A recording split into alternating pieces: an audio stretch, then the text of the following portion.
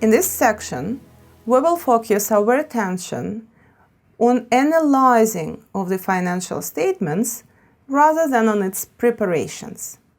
We will speak about the limitations of financial statements analysis. As you know, we have no ideal analysis basics, and we can say that there are limitations for each version of analysis. And limitations of the financial statements are also should be considered by the analysts. Well, let's start with the analysis which relates to measuring against the benchmark. We understand that such analysis will concentrate on companies' historical performance rather than on current position and market values. The measuring against benchmark will also help us to look at competitors' performance and analyze it in regard of the achievements of our competitors. And market expectations, this is also an important part, an important version of analysis related to the benchmarking. There are many relationships between the financial accounts and between the expected relationships from one point in time to another. And in these terms, ratios are quite useful to express these relationships.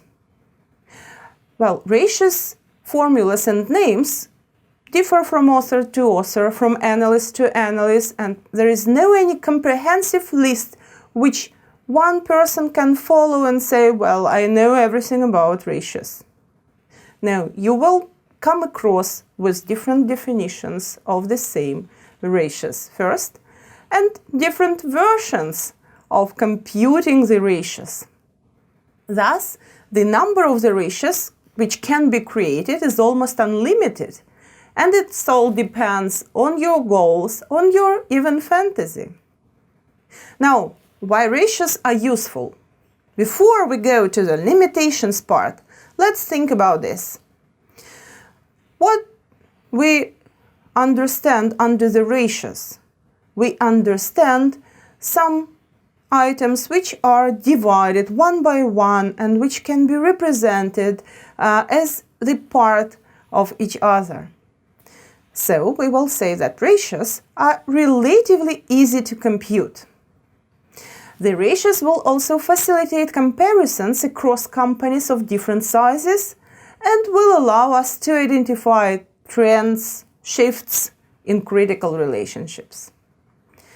But let's now look at some limitations. As I already said, most of the ratios are computed based on historical information, which means that they have almost no relations with market values. The second limitation is that there are different sets of ratios, which may provide conflicting signals, especially when you are comparing results of the analysis provided by different analysts. Judgment is applied in the interpretation, and the next is that the use of alternative accounting policies, which means that company may have changes in the policies and creative accounting practices, this happens in the companies, will reduce the usefulness of ratios.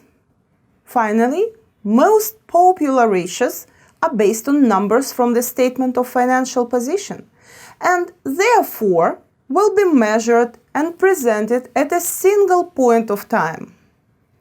The most important risk or danger associated with ratios is the tendency to focus on ratios without attempting to gain a proper understanding of the company, which means that most of the analysts, they just mechanically do the computations.